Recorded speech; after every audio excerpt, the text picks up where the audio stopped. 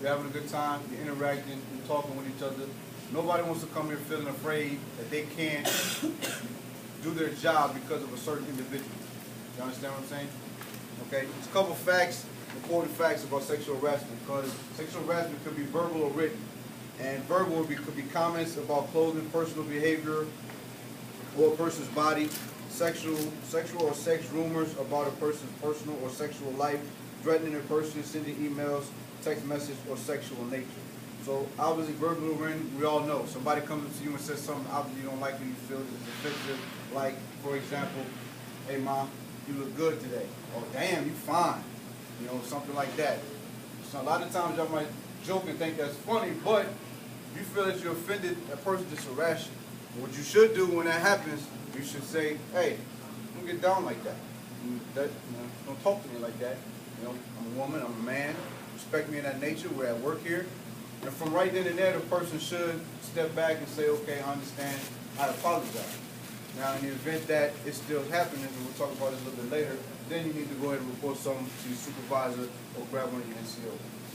Okay, physical, pretty much assault, impeding or blocking movement, inappropriate touching, hugging, patting, or stroking.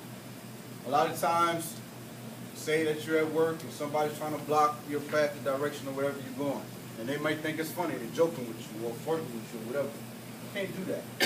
All right, you can't harass a person like that. Or sometimes we like to just for instance, hey, how you doing? What's going on? All right? Touching people like that. Some people may find that, you know, offensive. They may feel a certain kind of way. Especially if a male does it to a female, or if a female does it to a male. Okay? Put that in, you know, people get the goosebumps. Y'all know, right? You know when you like to be touched by somebody. And obviously we won't like to be touched by a significant other, right? You like to be touched by some random person that you're working with, you know, trying to, you know, cop a feel off.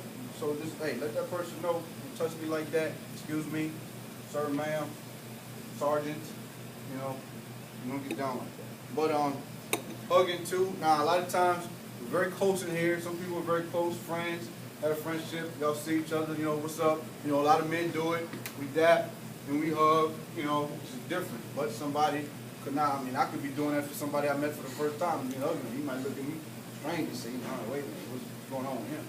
Okay. Nonverbal, looking up and down a person's body, derogatory gestures or facial expressions in sexual nature. So you even have to say it. You come, you look at somebody, you know, staring, you like, that long gaze. Y'all know what that is, right? Somebody just get that long gaze looking at you, just, you know, just like that. But laughing, that's a form of sexual harassment. You gotta sit there and say something about it. Don't tolerate it, okay? Because if it happens once and you sit there and you don't do nothing about it, then that person is probably going to keep doing it. Because then they're going to think it's okay. And don't laugh. Don't ever put yourself in a position where you think it's cute yourself or laugh and think it's funny. Because then it's really not. Because then you're really not, you know, putting yourself in the best position for somebody to do that to you. So if somebody is doing it, you got to stop them right then and there. Don't let it linger on. If you see it happening, then you need to say something. You need to interject. Say, look, you know, don't conduct yourself like that when you're in front of everybody else, because that gives an impression that you're harassing that certain person. All right. Visual posters, drawings, pictures, screensavers, email, or text. Now, if I had an office, or inside that office I had posters of, you know, naked women or women in bikinis, you know, other women can feel subjected to, you know, that's inappropriate to have at the workplace, or vice versa.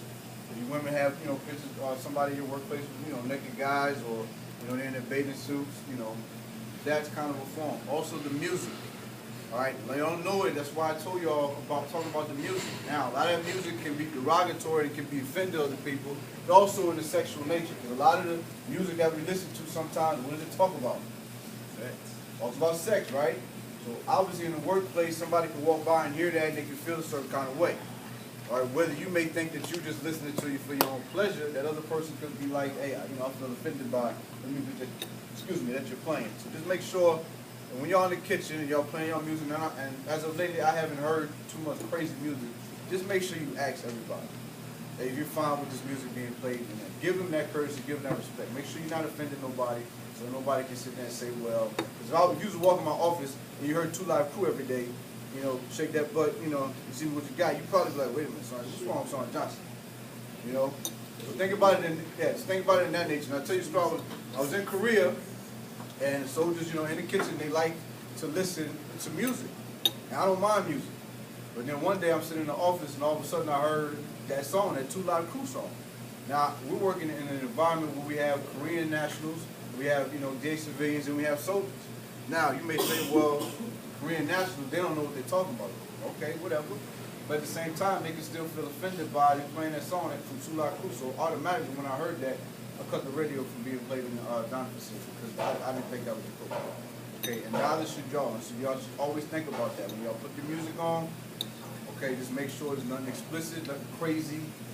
Because then if we have dignitaries and somebody important walks through here and they hear that themselves, then guess what? It could offend them. Okay, cool?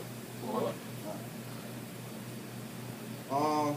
Question is pretty much you should ask yourself, how many times did the incident occur? If you was already offended once, just make sure, keep a track of it. If you know that you told the person to stop it, or you have it more than one time, write the stuff down. All right, write it down, write the date, write the time, and then write who you told. Okay, so that way you can back this stuff up yourself. A lot of times, you know, it's always their word against your word. So just make sure that you do that. Back yourself up to that. How long has the harassment been going on?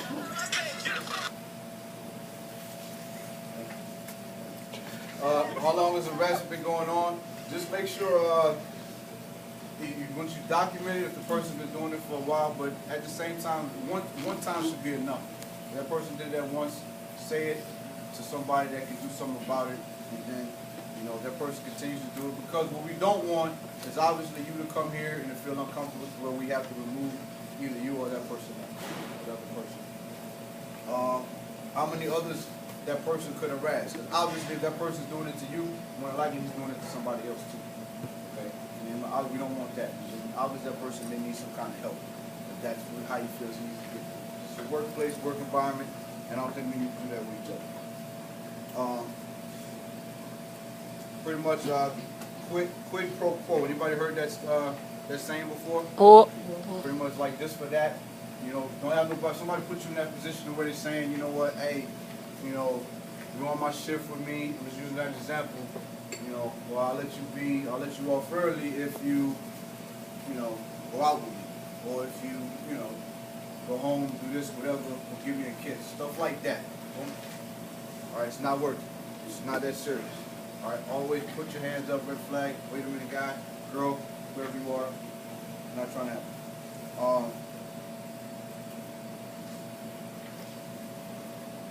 A single severe incident such as sexual assault could create a hostile environment created by a series of incidents. So, like I said, we don't want this place to be a hostile environment, period, at all.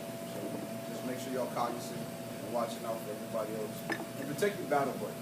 Protect your battle buddy inside the kitchen. If you know somebody's lurking and there's a problem, like I said, always stop. Don't be afraid to stop myself or Sergeant Gillard or any other NCOs if you feel threatened in that kind of way. Some more examples of sexual harassment, transmitting and posting emails. That's another thing. A lot of that's how we kind of communicate with each other is through email. I know a lot of us seniors communicate with each other is through email or through via text. So, you know, somebody sends something in the email to you that you find is inappropriate, asking you out on a date, asking you out to dinner, or talking about certain things. Trust me, they got ways to track that kind of stuff. That's how people get caught up. Okay, so also with the text message, watch what you say because people read into text messages. Men do it to women all the time, okay? And vice versa. So just understand it. If it's business, make sure that it's business. Do not cross that line and text something else and hit send. You know, because trust me, other people will show that in a heartbeat and then you be, you know, you be the one they're looking at laughing at.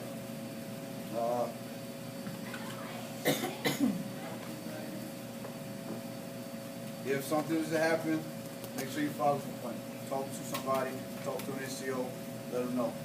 Okay? Don't let it happen again, and again, and again.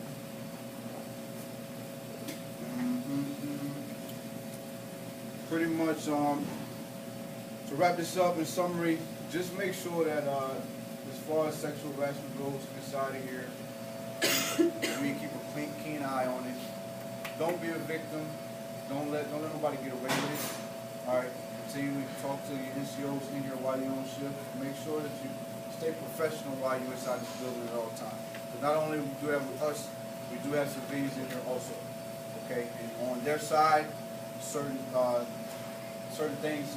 When if an incident happens, we have a sharp NCO that handles all the stuff for us.